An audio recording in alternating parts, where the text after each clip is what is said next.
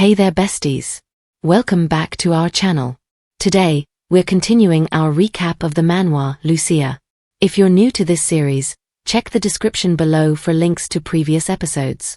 Lastly, don't forget to hit that like button and subscribe if you enjoy the video. It really helps our channel grow. Thanks for tuning in. Let's get started. In the bathroom, Lucia and Hugo kissed passionately, engrossed in the moment. "Hugh," she whispered as their gaze was fixed. Once they settled into the warm bath, Lucia felt a sense of calm wash over her, though she was still dazed by the intensity of the moment they'd just shared. She leaned back, a soft smile on her face. Hugo noticed her expression. "Are you all right?" he asked, his voice gentle as he brushed a strand of hair from her face. She blinked, coming back to the present. "Yes," she replied, a little flustered but smiling, her cheeks still flushed. Her mind drifted as they relaxed in the water together. After a few moments, she looked up at him thoughtfully. "Earlier, you looked like something was bothering you. Why was that?" He paused, a bit surprised by her question. "Oh, I thought, maybe you were feeling down about Daman leaving." His voice softened, and she could see the concern in his eyes. Lucia's expression warmed, and she shook her head gently. "Of course not. He's off to continue his studies, and that's where he should be. I'll miss him, yes, but I'm happy for him." Hugo's shoulders relaxed, and he gave her a soft smile. "I'm glad," he murmured, his hand brushing through her hair as he leaned in, pressing a tender kiss to her forehead. She sighed contentedly, resting her head on his shoulder. "Maybe I'll write to him, just little things to remind him of home. And perhaps he'll even call me mother now and then in his letters." Hugo chuckled, holding her a bit tighter. "I'm sure he will. And he'll appreciate every word." In the quiet, warm space, they sat close, enjoying the simple joy of being together, their thoughts drifting to family, home, and the small comforts they shared. After their bath, Lucia and Hugo lay together in bed, wrapped in the warmth of each other's presence. Lucia shifted slightly, resting her head on his chest, her eyes thoughtful. "Hugh, there's something about Daman I wanted to ask." He gave a soft sigh, closing his eyes. "Don't talk about another man while we're in bed," he murmured. "What do you mean?" "He's your son," she replied, incredulous. "Doesn't change the fact that he's male, does it?" His tone was serious, though there was a trace of amusement beneath it. Lucia huffed, holding back a smile. "Fine, fine. But that doesn't mean we can't talk about him at all." She watched him, wondering at his often reserved demeanor. Why can't he show a little more affection toward his own son? She thought, feeling a bit disappointed. After a pause, Hugo finally relented. "Well, what is it?" "It's just, Daman's so respectful, so thoughtful. I can hardly believe he's your son sometimes," she teased softly. Then, with a more serious tone, she asked, "About Daman's birth mother. Has she ever reached out? Said anything about him?" Hugo's eyes opened, caught off guard by her question. Lucia hesitated, studying his expression. She wondered if Daman had ever met his mother, or if they'd been kept apart intentionally. Was it Hugo who'd forbidden it, or was it simply that she hadn't wanted any contact?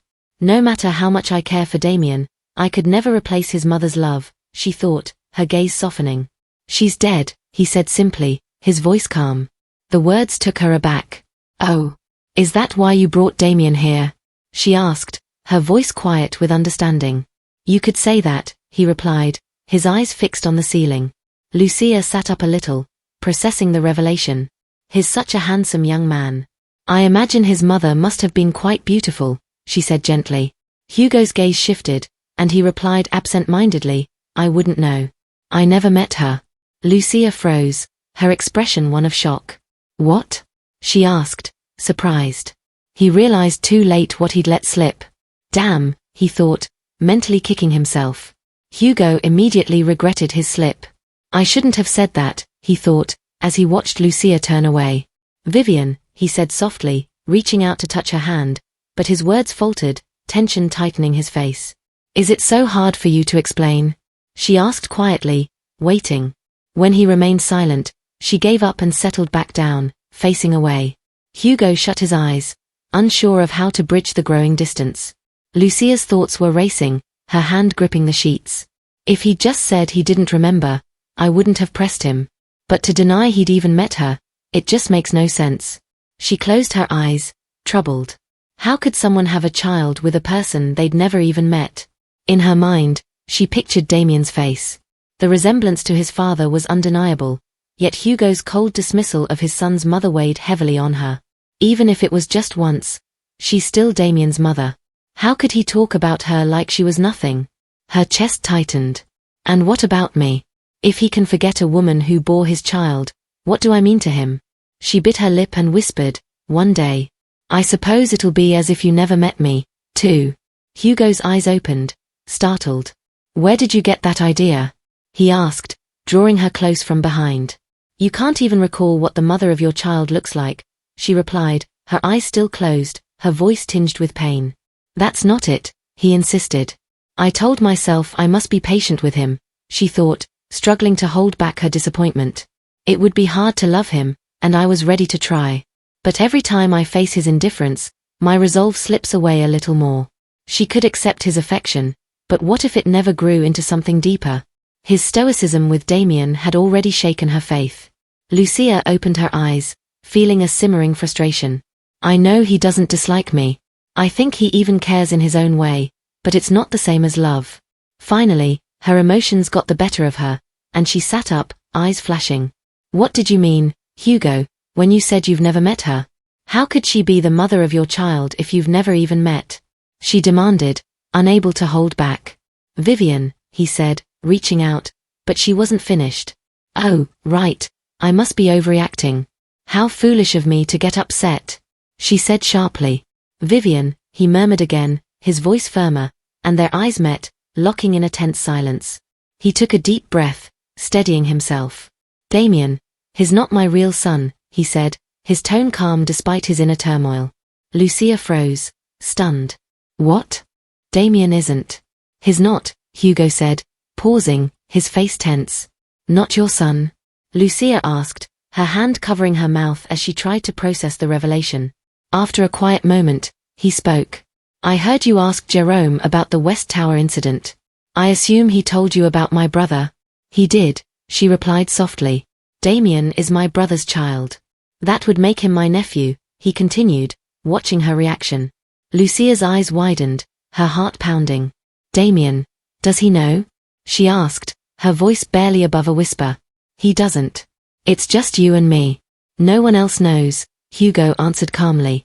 After a moment, he added inwardly, "Well, except Sir Philip, the old doctor. Are you planning on telling Damian someday?" she asked. Hugo was silent for a moment. "Only if he asks," he finally replied. Lucia nodded slowly. "Then I'll keep quiet as well." Her gaze softened with realization. "Wait, if Damian's not illegitimate, then he shouldn't be treated as such," she thought. But another thought crept in, or maybe it's safer for him to carry that label, rather than being known as the son of a man accused of murdering his own parents. Hugo's voice brought her back. "I know it may sound strange, but what happened at the West Tower isn't exactly what it seems. My brother was pushed to his limits. The former Duke bears part of the blame. The way he talks about his brother, it sounds like they truly knew each other," she thought, feeling a pang of sympathy. She'd always believed Hugo grew up alone, isolated in his duties. "I'm glad that wasn't the case. You must have been close to your brother," she murmured, looking at him thoughtfully. He was silent for a moment before finally replying. "I was," he said, closing his eyes as if recalling memories long buried. "Were you very close?" she asked gently. "Yes," he replied quietly. "So that's why you're raising Damian as your own son, because he's the only part of your brother left," she said, watching him closely. He took a deep breath. "That's not exactly the reason." "No, maybe it is," he admitted, his voice wavering. "There's so much that happened with Damian, but I can't tell you everything. It's not that I want to keep things from you specifically. I just don't wish to tell anyone," he said sadly, his fists clenching slightly as he struggled with the memories. Lucia reached over and placed her hand gently over his. His eyes opened, surprised, meeting her calm gaze. "It's all right," she reassured him with a soft smile. "What you've told me today is enough. Sometimes, there are secrets people carry alone, even from family or loved ones. I have things I wouldn't share with anyone," she thought, remembering her own hidden fears and past struggles she went through her dreams. "If talking about it causes you pain, then you don't have to tell me anything more," she said gently, her voice steady. Duke Hugo stared at it calmly. But not telling you might hurt you, he insisted, his voice laced with regret. Then perhaps I'll ask someday, she replied, smiling. And when I do, you can decide then whether you want to share it or not. He looked at her, surprised by her understanding. All right, he said softly, managing a small smile. Lucia placed her hands gently on his face, and they shared a quiet smile. Then he pulled her into a warm embrace, holding her close. She leaned against him, savoring the comfort of his arms. Daman is your son and mine. That won't change, right? She murmured. Yes, he said, his voice filled with warmth. She hesitated before asking, did Daman's parents love each other? I heard they did, he replied, looking thoughtful. Then, when Daman is older, maybe it's best that he knows the truth. I think he would understand, she said softly. After a moment, he nodded. Okay, he replied.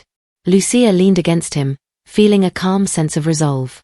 I may never have a child of my own, but Daman is my son, she thought. No matter the past, that will always be true. Duke Hugo's mind drifted back to a memory from childhood, his first meeting with his twin brother. They'd looked identical, and their names were nearly the same too. Not only do we look alike, but even our names sound alike. Hugh, his brother, Hugo had said with excitement. It's Hugh, not Hugh. Idiot, he had replied, lying on the grass and gazing at the sky. Hugh, sounds the same if you say it fast, Hugo had joked, laughing lightly. You don't even know what my name means, Hugh had replied with a hint of pride. What does it mean? Hugo had asked, curious. Back in the present, Hugo remained in Lucia's embrace. Why am I so selfish? She wondered. Even after learning the truth about Daman's parentage, my love for him hasn't changed. But instead of feeling sympathy for Daman, who's never known his birth parents, I felt relief that Hugh never had a child with someone else. No wonder I thought Daman wasn't much like you, Lucia said softly, stepping back from their hug. I thought you said he was exactly like me, Hugo replied, looking confused. Well, in looks, yes. But your personalities are worlds apart. Daman's so kind and sweet. Can we say the same for you? She teased. He grinned. But I'm kind and sweet toward you, aren't I? He pulled her close, his arms tightening around her playfully. Lucia's cheeks flushed. What do you mean? I mean exactly what I mean, he murmured, pressing a kiss to her cheek. Lucia burst into laughter. Why are you laughing? He asked, amused. Because it tickles, she replied as he laid her gently on the bed. Seeing how much Daman resembled him, Lucia found herself fascinated. Your late brother must have been your identical twin. There were two of you, she said, touching his face with a gentle curiosity. Two of me? He asked with a chuckle. He may have looked like me, but he wasn't nearly as assertive. A pushover, really. So that's where Daman gets his gentleness, she thought, amused. Can I ask what your brother's name was? She asked softly. Duke Hugo tensed. He'd taken his brother's name, but she didn't know that. You don't have to tell me if you don't want to, she said softly. After a pause, he replied, Hugh. Oh, Lucia said, surprised. So his name was almost the same as yours. How are our names the same? He asked, looking tensed. Hugh, sounds alike when you say it fast, she teased, laughing. Hugo stared at her, taken aback. She had said the exact words his brother had so long ago. I can see that the two of you will always be close, by name if nothing else, she said playfully. He watched her, a quiet fondness in his eyes, before pulling her into a gentle hug. Vivian, he murmured. Yes? She replied softly. He held her tighter. I think I would be lost without her by my side. My heart no longer belongs to me.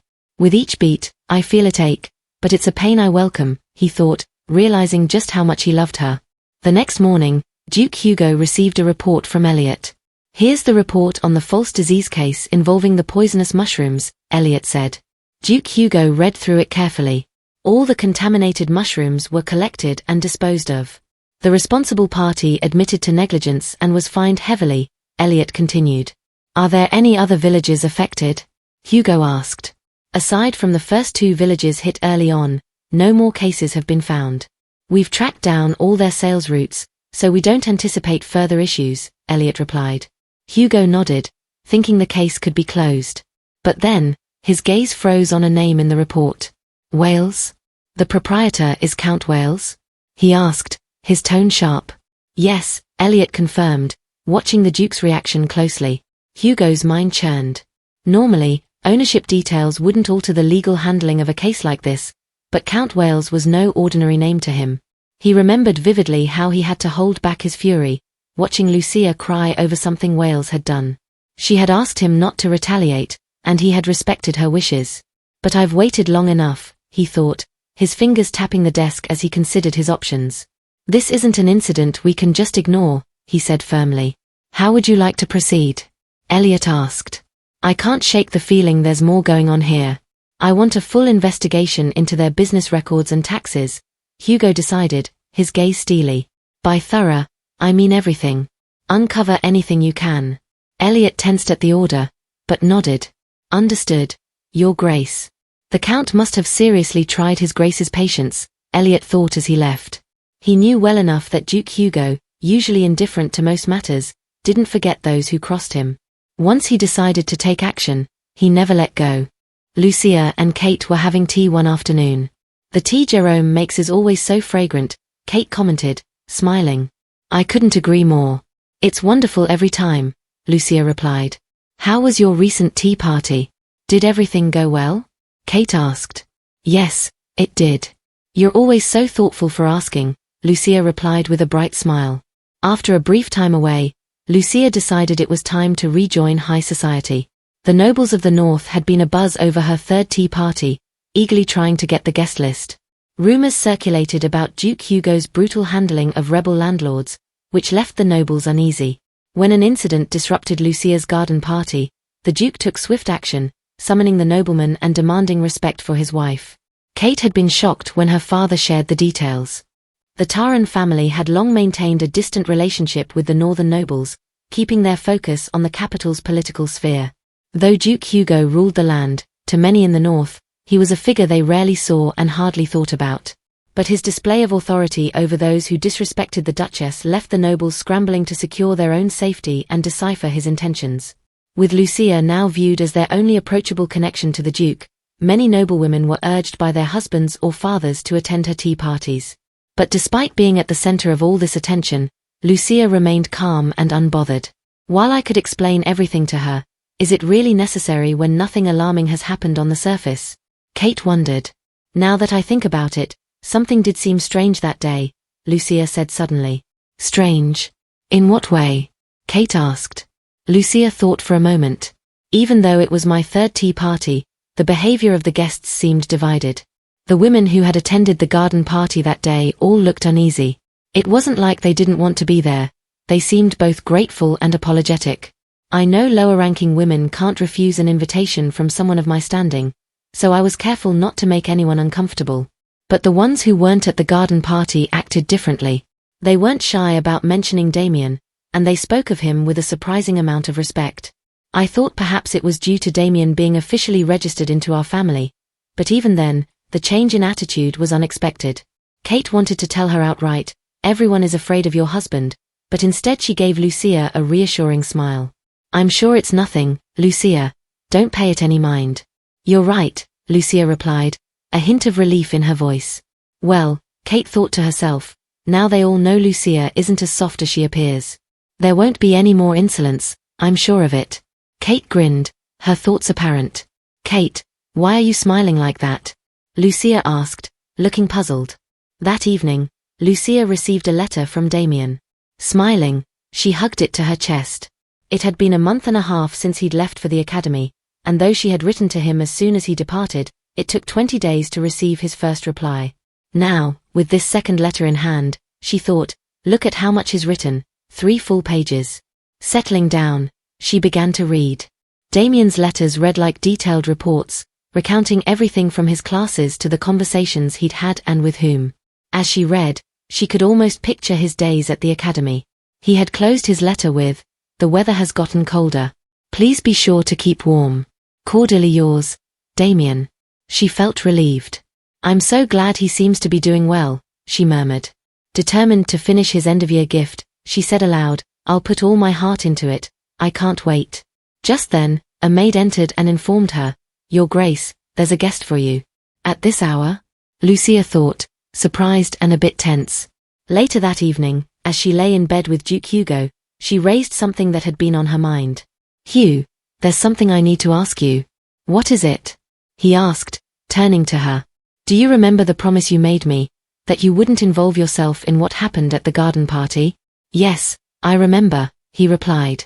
He thought to himself, advising my vassals to keep a closer eye on their family's behavior isn't quite getting involved, a slight grin forming on his lips. "You really meant it, didn't you?" she asked again. "Of course," he replied. "I see. Then the talk I overheard must have been nothing but a rumor," she said thoughtfully. "What talk?" he asked, curious. That evening, Lucia had been visited by Countess Wales. "Please excuse my intrusion at this late hour, Your Grace. I hope you've been well since we last met," the Countess had greeted her. "Who?" Lucia wondered, not recognizing the woman before her. "That's Countess Wales, Your Grace," her maid had whispered. "How thin she is," Lucia thought, noticing the woman's frail appearance. Lucia cleared her throat. "There's no reason I shouldn't be well. To be honest, I can't say I welcome this visit," she began, her tone cool. "It was my first time hosting so many guests that day, yet it had to end in a regrettable way. Don't you think you bear some responsibility for that?" "Of course, I agree entirely. Please forgive me, I'm getting older, and it seems my grip on things is slipping," Countess Wales replied, sounding apologetic. "I came here today to ask for your gracious pardon." Lucia was taken aback. "I didn't expect Countess Wales to yield so easily. Something doesn't feel right," she thought. It had already puzzled her how the other noblewomen seemed to be treading carefully around her. But for Countess Wales to come here so humbly? "That's the reason you came today?" Lucia asked. "Yes. I came to offer my deepest apologies," the Countess replied, her voice sober. "If that's truly all, then fine. I accept your apology," Lucia said. "But please understand that I don't wish to speak further with you." "Oh," Countess Wales replied, sounding oddly cheerful as Lucia rose to excuse herself. "Duchess, there's something I would humbly ask of you," she said, stopping Lucia in her tracks. Is she really asking for a favor? Lucia thought, her gaze growing colder. She must see me as soft-hearted. How mistaken she is. "I thought you were here to apologize, not request a favor," Lucia replied, her tone intimidating. "Please, Your Grace, you've misunderstood," the Countess said timidly. "I only ask that you ease your anger." Lucia was confused. "I don't understand what you mean," she replied. The Countess, her voice shaking, explained how her family's guild was struggling, but much of her explanation sounded like excuses to cover for their mistakes. Lucia listened, unmoved. "Your guild has committed a misdeed and will be punished accordingly. His Grace, the Duke, will handle this as he deems fit. Yet you bring your personal concerns here?" she asked, fixing the Countess with a cold gaze. No, I would never. I know His Grace would never let personal matters influence his decisions," the Countess pleaded. "I only ask for a shred of mercy, as he tends to be strict. Please, forgive this old woman for disturbing you." Lucia recounted the incident to Duke Hugo. "She essentially implied that you're targeting their business because of the garden party incident," she told him. Hugo looked baffled. "That's not possible. You know I would never mix personal matters with official duties," he replied, visibly tense. After a lengthy investigation, the Wales family's guild was allowed to continue operating. Although they had to pay a fine, the Count and Countess were relieved to keep their business. In the end, rumors circulated among Northern high society that the Duke always had the Duchess's interests at heart. "Of course, it turned out this way," Kate mused later, laughing at the thought of the rumor. One cool night, Lucia was in her room, knitting with a gentle smile. "What are you making?" Duke Hugo asked, entering quietly. "Hugh," she greeted, looking up warmly. "I'm knitting a scarf to send to Daman." He raised an eyebrow. "A scarf? For Daman?" "Of course," she replied, clearly pleased. Hugo stifled a smile. Does she still think of him as such a child? "I suppose he'll have no choice but to wear it all winter," Hugo thought to himself. "I'll need to check in with the guard I assigned to him." As he watched her concentrate on each stitch, a flicker of longing crossed his mind. Daman's away, and the fox too. But even now, It feels like I don't have all of her. It seems you're retiring early tonight, Lucia observed as he settled beside her on the sofa. I have an early engagement tomorrow, he replied, embracing her warmly. Lucia blinked, surprised by his sudden affection.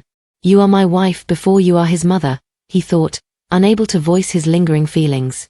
Why does she share her memories with Damien but not with me? Hugh? She murmured, looking at him curiously. I just want her to open up to me like she has to him, he mused before leaning in to kiss her. He pulled back, his face slightly flushed, yet he continued to meet her calm gaze. Not that I expect her to love me back, but if she shared just a part of her past, even something as simple as what her mother called her when she was young, it would mean so much. Did you learn to knit as a child? He asked. Yes, though I was never very good at it, she laughed. I hardly paid attention when my mother tried to teach me. You said you grew up with just your mother, is that right? He asked, his curiosity getting the better of him. Lucia tilted her head thoughtfully. Lately, he's been asking about my childhood a lot, she realized. Yes, just us before I entered the palace. She looked at him, noticing the faint tension in his expression. Oh, she thought, misunderstanding his interest. He's curious about what a normal mother-child bond is like because he grew up without one. Hugo hesitated, his mind racing. Should I just ask her outright? What did your mother normally call you as a child? He finally asked, carefully. I'd say this is a fair way to ask since I didn't bluntly question what her childhood name was, he thought. Lucia gave him a slightly suspicious look before smiling softly. Well, she didn't often use my name. She'd call me her lovely child, or little pumpkin, or sometimes just sweetheart. Hugo's cheeks reddened. I see, he replied, feeling flustered. Once again, I didn't get any closer, he thought, a bit defeated. He took her arm affectionately. What were you up to this afternoon? Just organizing a few things for the party I'm hosting soon. Oh, and Kate had a question, she replied, smiling. Meanwhile, in the imperial palace at the capital, Prince Hesse was interrupted in his study by an official.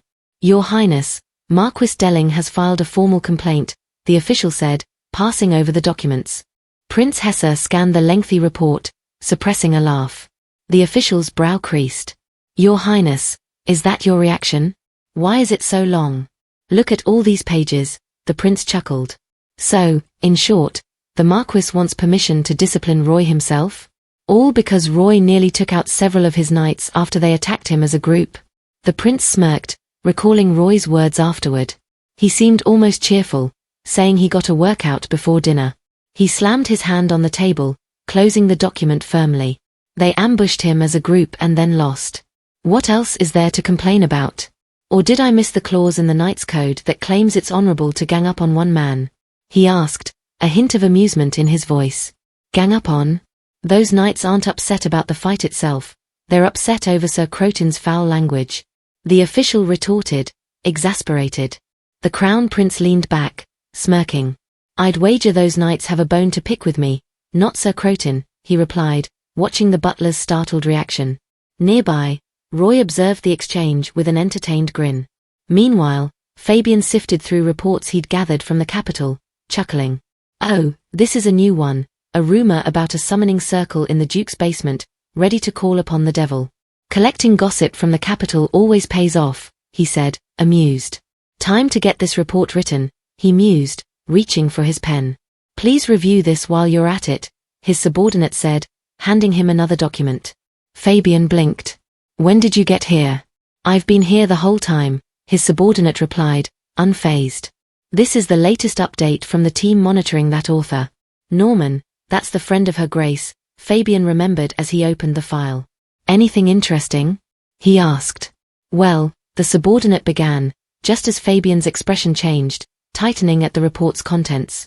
According to the report, Norman had opened her door one afternoon to a surprising visitor. Oh, it's you. Norman had exclaimed. Hello, Norman. I hope your afternoon's going well, the visitor replied softly, cloaked and composed. I brought some pastries from the bakery nearby. If you haven't had lunch yet, perhaps you'd like to join me? Norman blinked in surprise but quickly invited her in. Thank you for having me, the visitor said with a smile as she stepped inside, her disguise slipping just enough to reveal her identity, Countess Falcon. Fabian's face was tight as he read the report. Why did Countess Falcon visit here? He asked, his voice steady but sharp. His subordinate, shrugging, replied, apparently, she's a fan of that author, sir. Fabian's thoughts tightened around the idea. That can't be the only reason. Countess Falcon's history was infamous. 3 marriages, 3 deceased husbands. But beyond the mystery, his gut told him to distrust her. He tossed the letter aside, deciding he'd keep a close eye on her activities for the report. Good work, he said to his subordinate, ending the conversation. Prince Hesse was talking with his knight, Sir Crotin, about the aftermath of a skirmish. Sir Crotin, he said with a hint of amusement, I'm not about to reprimand you for putting a few knights in their place. Actually, well done, he added with a thumbs up. The official looked on, astonished. Your Highness. You're not only excusing him, you're praising him? Prince Hesse kept his tone calm. There was no bloodshed. They started it, and he ended it. They should accept the consequences. Turning back to Roy, Prince Hesse folded his arms. But why did you say such a thing, calling them the Marquis dogs? Roy's face remained serious. I didn't say that. I called them a bunch of mutts who lick their master's feet. Not much of a difference, the official thought, bewildered. Prince Hesse let out a resigned sigh. And that's why they felt insulted, Roy. Roy replied coolly, they simply can't face the truth. If you're a knight, you're bound to your master. A loyal hound, if you will. Prince Hesse looked closely at him. Is that what you think of yourself? Roy's tone didn't waver. Of course, Your Highness. I am His Grace's dog. If he commands, I bark. Woof. Prince Hesse's eyes widened before he burst into laughter. He actually barked, he thought, caught off guard. The official looked tense, unsure what to make of it all. Wiping his eyes, Prince Hesse managed to say, fine. Draft a message making it clear that Sir Crotin intended no offense. The official nodded and left, still shaken. The prince's laughter faded, and he looked thoughtful. Duke Taran is fortunate, having such a loyal knight. Yet he's withdrawn to the north, and even his duchess hasn't made a single visit to the capital. It's nearly a year since they married. The prince clenched his fist. Is it true he keeps her hidden because of her beauty? He didn't do that with past lovers. I'll have to see for myself, he murmured, his curiosity deepening. Prince Hesse leaned back, his fingers drumming against the armrest as he pondered. He knew Princess Vivian wasn't particularly beautiful, yet rumors persisted, gnawing at his curiosity. Could there be a sliver of truth to them? It did seem strange that Duke Taran rarely left the north, and his wife rarely ventured out publicly. After a costly investigation, however, the only detail uncovered was that the princess occasionally left the palace in servant's garb. He'd eventually meet her when they came to the capital, so there was no need to pry any further, especially since she was an ally, not an enemy. Still, the idea of her slipping away in disguise amused him, reminding him of his own siblings' antics. With a smile, he let the thought go. That same afternoon, up north, Sir Philip prepared to leave his cabin. Heading to the slums to practice medicine? A familiar voice called out. He turned to see Anna approaching. Anna, he chuckled, I didn't even mention it, and yet you guessed. I've been observing you for months. You go to the slums every week, she said, a hint of pride in her voice. Your enthusiasm for learning is admirable, even to someone like me, Sir Philip replied warmly. I may be getting older, but I just can't help it, Anna said, adjusting her suitcase. I'll do my best today to assist you and learn as much as I can. Then let's give it our all, he replied, and they made their way to the village. In the bustling village, Anna handed a patient a small pouch of medicinal herbs. Take these after every meal, and keep consistent with them, she instructed. As she moved to explain another remedy to a patient, a commotion broke out nearby. This foolish girl just told me she's ingested 3-leaf mugwort. An older woman cried, visibly distressed. Anna's eyes widened as she turned towards the scene, unable to believe what she was hearing. I didn't mean to eat it. I thought it was the herbs you dried, the young maid pleaded, her face pale with worry. How can you be so careless? You have eyes, don't you? The older lady scolded, visibly angry. It's your fault for leaving them in the kitchen. The young girl retorted. Sir Philip, calm as ever, stepped forward. What symptoms are you experiencing? Are you feeling unwell? He asked with a reassuring smile. Oh, doctor, that's just it, the older maid replied, anxious. Ever since she ate it, she hasn't had her monthly bleeding. You silly girl, do you want to be labeled as a barren woman? She said angrily. Anna's heart skipped a beat. She sprang up from her chair. That is the same symptom as the Duchess. That evening, over tea, Anna and Sir Philip discussed the day's events in the village, particularly the girl who had ingested 3-leaf mugwort. I've heard of the herb stopping bleeding, but not affecting a woman's cycles in such a way, Anna said, a hint of tension in her voice. Philip studied her expression carefully. How much did she consume? He had asked the girl's mother that afternoon. Only once, during a meal, she had replied. And she hasn't eaten it since? No, not at all, the woman assured him, sighing in relief when he'd explained that her daughter's symptoms would only be temporary. Philip took a thoughtful sip of tea. It's not common, but from time to time, villagers unknowingly eat such plants. Fortunately, the effects are reversible.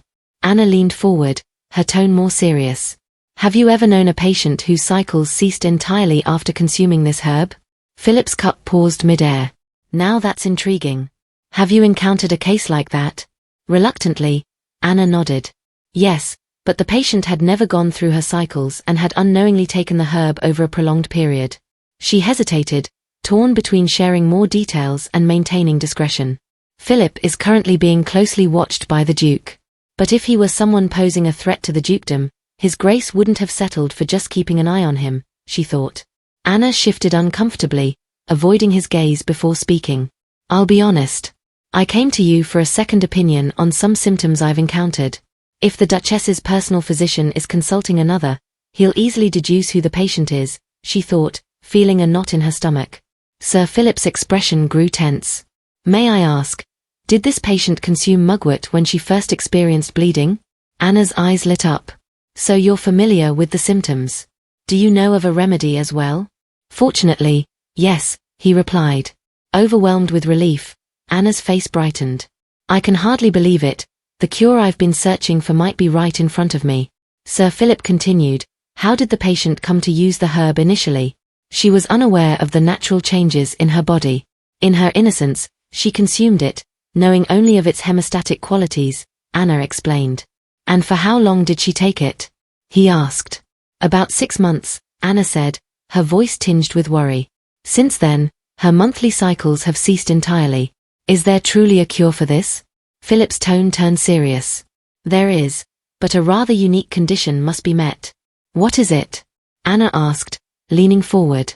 She would need to have known a man and lost her virtue within the span of 2 years. Anna's eyes widened. I expected an unusual cure, but this. She struggled to contain her surprise. The stakes are high for Her Grace, and this situation is incredibly personal. Not to mention, her reputation could be at risk. Clenching her fists, she took a steadying breath. If there's no other way, then I have no choice but to consider this path. The patient only recently wed and had her first intimate encounter on their wedding night. Does this mean she can be cured? She can, Sir Philip replied, and Anna's heart skipped a beat. Then we must go to her at once. She'll be overjoyed to know a cure has been found. Anna exclaimed, rising eagerly. Sir Philip held up a hand to stop her. This remedy is a closely guarded family secret. The exact formula is recorded in a notebook that I've inherited. However, I don't have it here. It's kept in a secure place.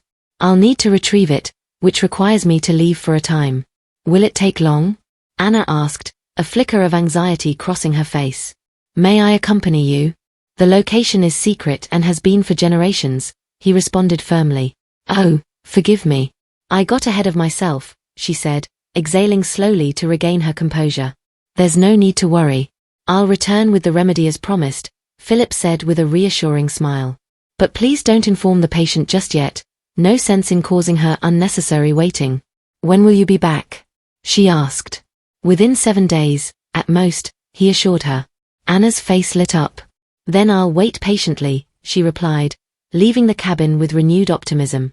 That night, Sir Philip sat alone in his quarters. His face shifted to a sinister light, and he let out a heavy laugh that echoed from his cabin. It's not over yet. I still have another chance, he murmured, laughter filling the stillness of the night. One day, following the sudden passing of the former Duke and the installation of the new Duke, Sir Philip awoke to find himself in a dark cell. He'd been abducted by an unknown assailant. As his eyes adjusted to the dimness, he recognized the young man standing before him. It was Hugh, who now bore the name Duke Hugo, who addressed him in a chillingly calm voice. "Old man, I hear you know how to produce heirs. Tell me," Duke Hugo demanded, his tone serious. "I've searched every corner of that cursed room but found nothing." Philip remained silent for a moment before speaking up. "So, you've ventured into the secret room? The one that holds the truth about the Taran family's lineage?" "I did. It was quite amusing," Hugo replied darkly. "The girl the late Duchess carried was meant to become the mother of my child. Such a tragedy," he added, his expression turning grim. "My prospective wife never even had the chance to see the light of day." Philip flinched, stunned by the Duke's words. "I examined those documents, the so-called Grand Secret. The Duchess was supposed to produce a son, so they disregarded any common woman. But this time, did they choose some ordinary girl because my mother's death left them with no other choice?" Hugo continued, his voice growing sharper. "It seems you've hidden her away because if she gives birth to a girl, the child can't be raised here." Philip's heart sank. The Duke's deductions were eerily accurate. He knew what Hugo had said was true. If the Duchess had given birth to a girl, the child would have been made to disappear and raised in secrecy. "Considering the age gap between her and me," Hugo mused, "I wouldn't have been left alone. My father would have forced a union with a woman capable of bearing a daughter, who would eventually become my son's future wife. But that would have meant the woman with Taran blood, the one to bear the son, wouldn't have been my lawful wife. The child would have been considered illegitimate." Hugo's gaze hardened. "My father would never allow such a stain on the Taran family name." The Duke paused for a moment before continuing, his voice still eerily calm. "So, I've devised my own theory. I suspect my wife, who bore our daughter, would have met an untimely end, whether by illness or accident. Afterward, my sister, raised elsewhere, would return to become my second wife and bear me a son." He leaned forward, his gaze locking with Philip's. "Tell me, old man, have I hit the nail on the head?" Philip stayed silent, refusing to answer.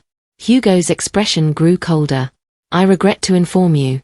My half-sisters are dead, which means I'll never have a son. If he learns that there's a mother carrying late Master Hugo's own child, he won't hesitate to harm them both.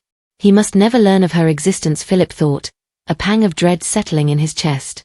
Hugo's voice turned sharp.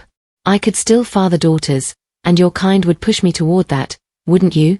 But I have no plans to leave any remnants of my bloodline." His hands tightened on the cell bars as his anger rose. "So, tell me, old man, how has my family managed to perpetuate its bloodline this long? Because I'm prepared to end it myself." Philip tried to hide his fear, but he knew that if Hugo uncovered the secret of the three-leaf mugwort, he'd destroy it, wiping out any chance of sustaining the Taran bloodline. No, Philip thought. That must never happen. Hugo's patience broke. He reached through the bars and seized Philip's collar, blood spattering across the stones as he demanded, "Tell me, now. Or I'll have you rot here in the dark until the day you die." Philip's voice trembled, yet he maintained his defiance. "I cannot. It is my family's secret." Hugo's grip tightened, his voice seething. "Then I'll keep you here, unless you talk. You'll never see daylight again. Speak, or I'll cut out your tongue." Sir Philip, wincing in pain from the floor, muttered, "The woman must ingest the blood of the child's father, one of Taran descent, for over a year, and that same Taran patriarch must be the one to claim her virtue." Hugo staggered back, hand over his mouth, visibly shocked by the revelation. Inwardly, Philip felt a dark satisfaction. Hugo had accepted every bit of the elaborate lie.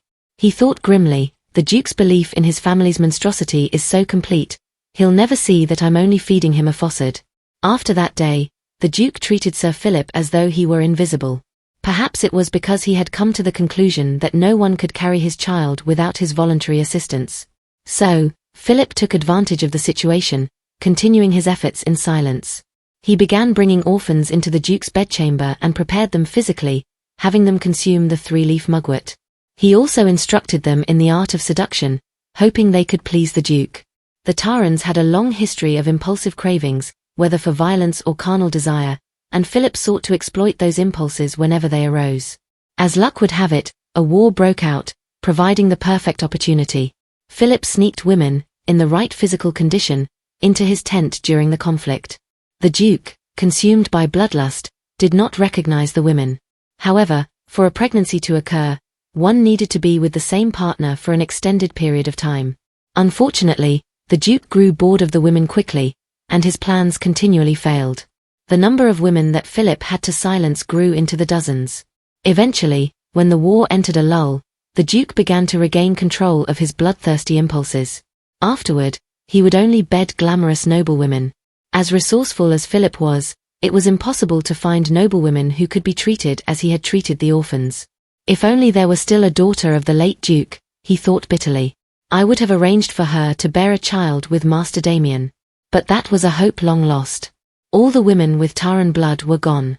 The woman he had spared after delivering Master Daman had passed away, and the girl raised to be the future Duchess had met her untimely end in a fall from a horse. The woman wedded to the late Duke had died at the hands of Master Hugo, along with her unborn daughter. Master Daman's birth had been nothing short of a miracle, a gift from the gods. Yet, if Master Daman remained without a bride, the Taran bloodline would come to an end. In his despair, Philip realized that a woman who met all the necessary conditions had become the Duchess, without him having to intervene. To verify his suspicions, Philip deceived Anna into believing that the remedy required a certain condition, and her response only confirmed his thoughts. Soon, your lovely bride will be born into this world, Master Daman, he thought to himself, a smile creeping across his face as he laughed at the thought. At the palace, a maid approached Lucia, informing her that it was time for her medicine. Oh, thank you, Lucia replied. Like clockwork, I'm given the medicine I need to take every 2 days. Anna must have her hands full, she thought, feeling a slight unease. She hoped the medicine wouldn't be as bitter as it had been in the past. Lucia hesitated as she took the bowl of liquid, her eyes scanning the contents. As she gulped it down, she was left puzzled by the unfamiliar taste. It tastes like vanilla, she muttered, staring at the bowl with wide eyes, unsure of what she had just ingested. Lucia called Anna to her chambers. Anna, the remedy you prepared today tastes different from usual, she remarked. Anna responded calmly, yes, it's a new formula. Did you create this new medicine on your own?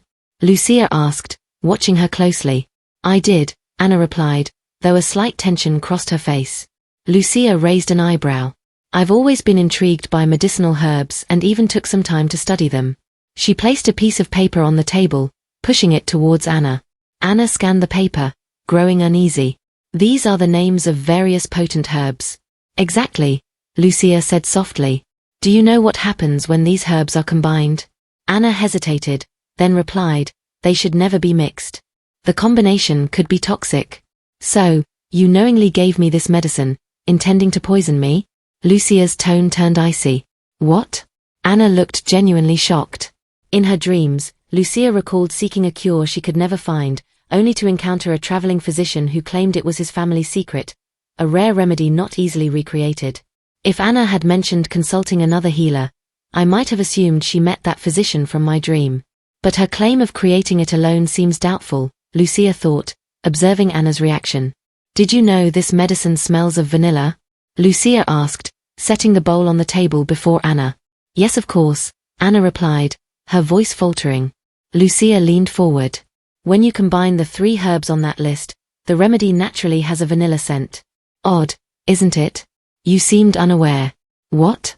Anna took the paper, reading it closely, panic flickering in her eyes. Didn't you say you formulated it yourself? How do you not know its scent? Lucia pressed. It can't be, Anna thought, shaken. The ingredients Philip provided were finely ground. I couldn't recognize them. She recalled Philip's instructions. Administer this once a month, until her condition resolves, he had told her. But how can I administer it if I don't know its components? She had pleaded for a written prescription. As I mentioned, this cure is a long-hidden secret within my family. I cannot share it with anyone, Sir Philip had told Anna. I don't question your expertise or your principles, but you know very well that we're not dealing with an ordinary patient, Anna had argued. Philip's response was steady, almost detached. Then I shall explain this to the patient myself.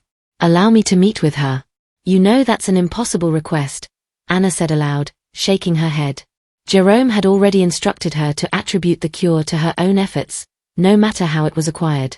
He had emphasized the importance of keeping Philip's involvement a secret from the Duchess. Philip remained calm. I swear on my life, if your worry persists, You're welcome to test the medicine on yourself.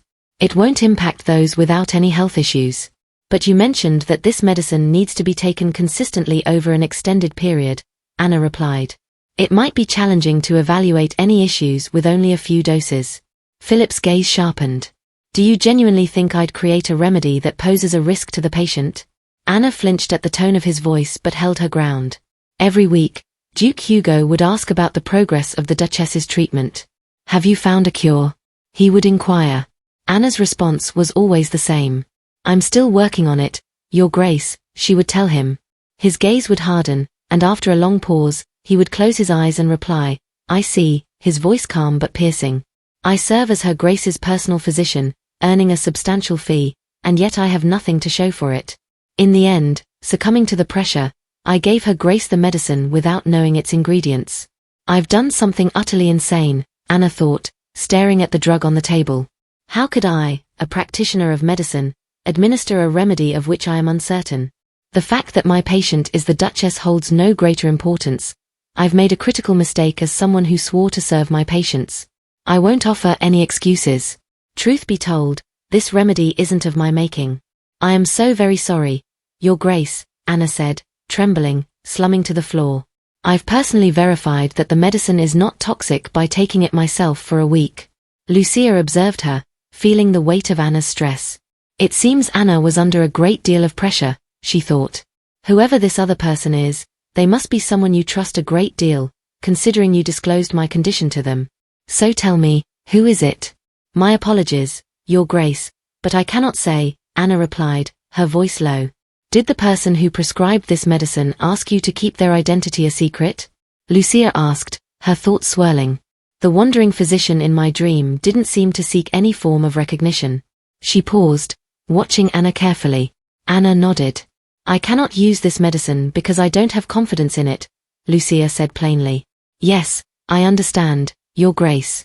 I've committed a grievous error, Anna replied, her voice heavy with regret. Lucia's gaze softened, but her words were firm. I know you were only trying to find a way to treat me. However, I ask that next time, you tell me nothing but the truth. Yes, Your Grace, Anna replied quietly, her head bowed. Later in her room, Lucia lay in bed, deep in thought. There was a time when I thought I wouldn't refuse treatment if Anna had discovered the cure.